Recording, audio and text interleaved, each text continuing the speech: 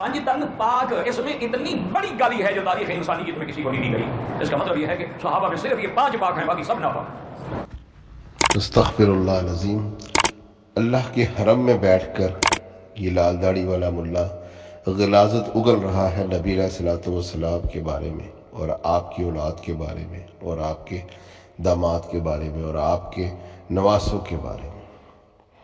میں یہ پوچھتا ہوں کہ اللہ تعالیٰ قرآن پاک میں کہتا ہے ناقۃ اللہ، اللہ کی اونٹنی، تو مجھے کوئی بتائے باقی اونٹنی کس کی ہیں؟ بیت اللہ، اللہ کا گھر، تو باقی مسجدیں کس کا گھر ہے؟ یہ کسی چیز کو، اس کی شان کو بڑھانے کے لیے اس کو اللہ کی طرف سے ایک خاص جو ہے نا اس کو نام دے دیا جاتا ہے۔ بھئی باقی بھی پاک ہے، رسول اللہ کی ازواج پاک نہیں ہیں کیا؟ حضرت خدیجہ پاک نہیں ہیں کیا؟ حضرت حمزہ پاک نہیں ہیں کیا؟ کیا رسول اللہ کے سابقون اور اولون صحابہ پاک نہیں ہیں کیا؟ کیا بدری، احدی، حنظکی پاک نہیں ہیں کیا؟ یہ صرف مرے چلا جا رہا ہے کسی طرح یزید اور مروان، یہ دونوں لعنتی کتے اور سور شامل ہو جائیں کسی طرح، بس ان کو کوئی پاک کہہ دے تو پھر ان کو ٹھنڈ پڑ جائے گی۔ باقی رسول اللہ بھی تو اس میں شامل ہے۔ یہ کہتا ہے یہ گالی ہے، تو اللہ کے نبی کو پاک کہنا گالی ہے، تو پھر اپنا ایمان بچائے۔ اسی حرم کے صحن میں بیٹھ کر یزیدی ملے بھی صحابہ کو قتل کرتے رہے۔ اسی حرم کے صحن میں آج تو اس کو ایک نکر ملی ہوئی ہے نا، اسی حرم کے اوپر حکومت تھی حجاج ابن یوسف جیسے لعین فرعون ثانی کی، جو صحابہ کرام کو قتل کرتا تھا۔ یہ نہ کوئی سمجھے کہ حرم کے صحن میں جگہ مل گئی ہے تو یہ بڑی پاک روح بن گئے۔ حرم کے صحن میں اگر یہ بیٹھ گیا تو یہ جو بولے گا حق بولے گا، اللہ نے اسے مقرر کر دیا ہے۔ اور بھائی اللہ تعالیٰ نے تو فرعون کے آگے بھی رسی ڈھیلی کی تھی، شداد اور نمرود کے آگے بھی رسی ڈھیلی کی رکھی۔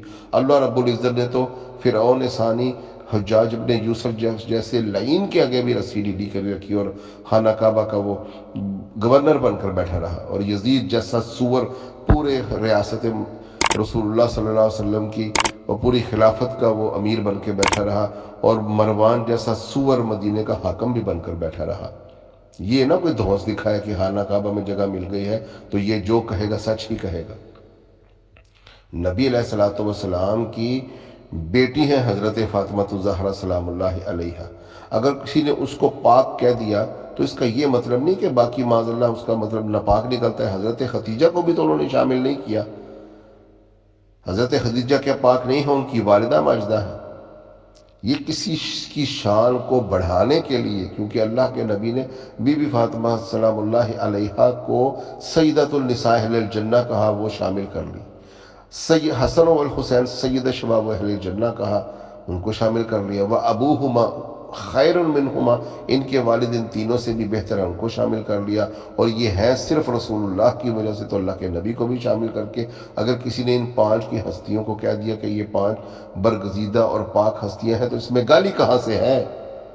کوئی ہمیں یہ بتائے آ کر یہ گالی کب سے ہو گئی؟ اگر یہ گالی ہے تو اپنے ایمان کی تجدید کر، اے ملا تو کافر ہو چکا۔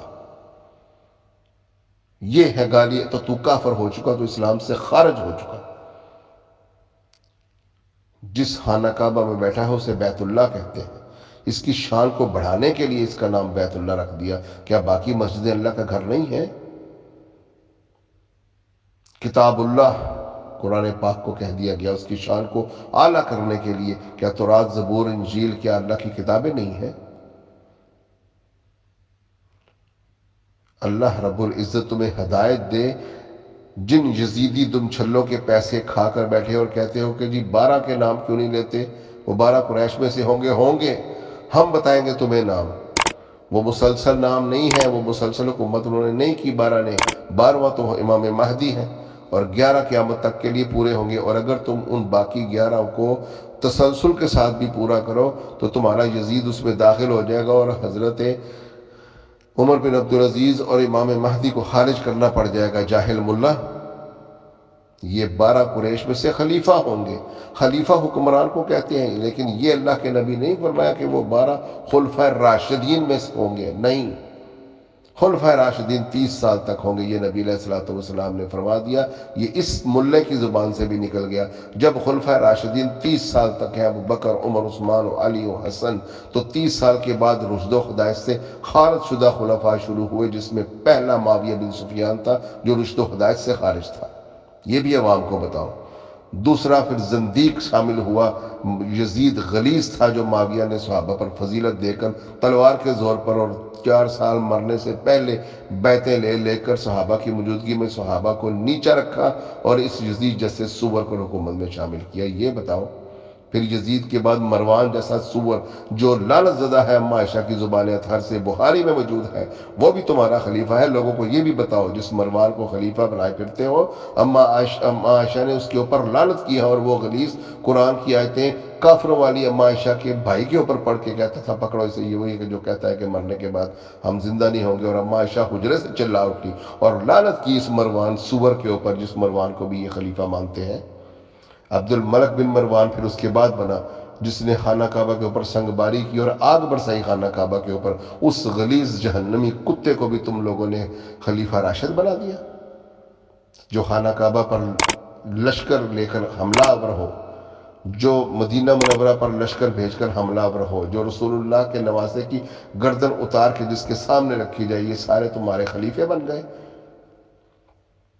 اگر اسی طرح ہی مانتے چلے جاؤ گے تو پھر حضرت عمر بن عبدالعزیز کو داخل کر کے بتاؤ، وہ تو ان 12 میں شامل ہی نہیں پھر ہو سکیں گے، کیونکہ 5 کے بعد 6واں معاویہ، 7واں یزید، 8واں مروان، 9واں پھر حضرت ابن زبیر، کیونکہ انہوں نے بھی 10 سال حکومت کی ہے، وہ بھی صحابی ہیں، اور 10واں بنے گا عبد الملک بن مروان، 11واں بنے گا ولید بن مروان، 12واں بنے گا سلمان بن مروان۔ 12 تو یہیں پورے ہو گئے۔ اے یزیدی ملے، کہاں کہ عمر بن عبدالعزیز جو امت کے اجماع کے مطابق رشد و ہدایت پر خلیفہ راشد ہوا، اور کہاں ہو گئے جو پوری امت کا اجماع ہو گیا، شرقاً غرباً، شیعہ سنی بریلوی اہل حدیث سب کا اجماع ہے کہ امام مہدی آئیں گے، وہ 12ویں خلیفہ ہوں گے، پھر وہ تو اس میں شامل ہی نہیں ہوتے اگر تو یزید اور مروان جیسے سور اور کتوں کو خلفۂ راشدین میں شامل کرنا چاہتا ہے۔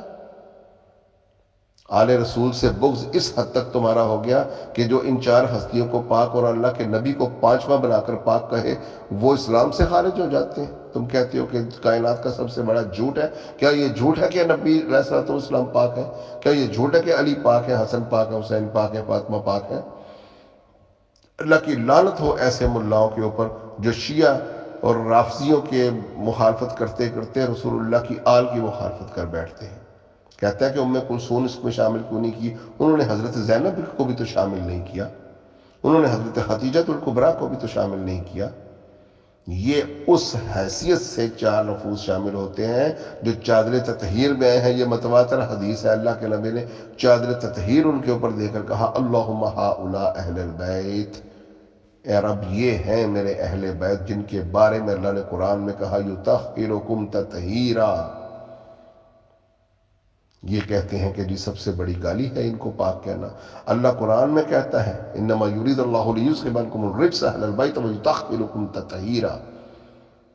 تم اس میں بیویوں کو شامل کرتے ہو، ہم خوشی سے شامل کرتے ہیں الحمدللہ۔ نبی کی تمام بیویاں بھی اہل بیت اور وہ بھی پاک، اور اگر کسی چیز کو عرفہ کرنے کے لیے مخصوص ان کا نام لے کر ان کے ساتھ پاک کا لفظ لگایا جائے تو تمہیں کیا تکلیف ہے؟ حرم پاک میں بیٹھ کر جھوٹ بولنے والوں پر اللہ کی لعنت۔